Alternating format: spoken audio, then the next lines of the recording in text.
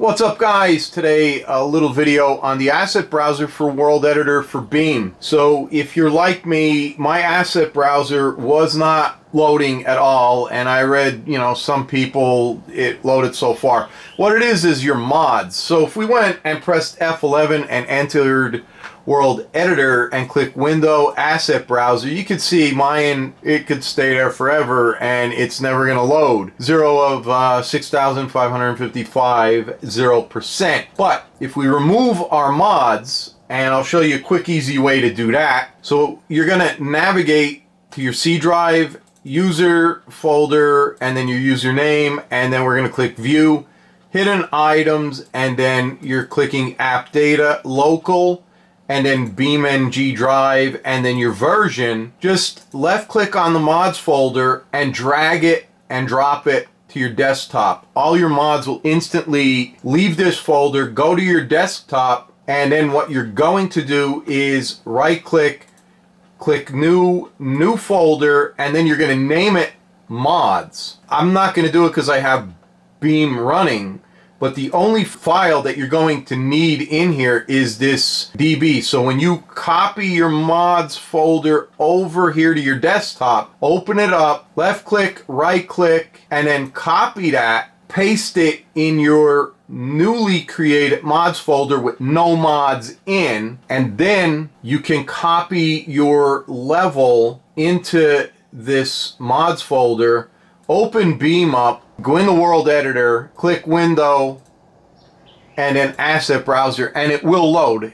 I can't do it because I'm not going to uninstall all my mods. There is a nice tool that this guy here created, and I'm not going to make a video. I'll link his video in the description of mine, and he explains it well enough that I don't need to tell you. What you do need to copy assets from one map to another is going to be in the link in the description right here.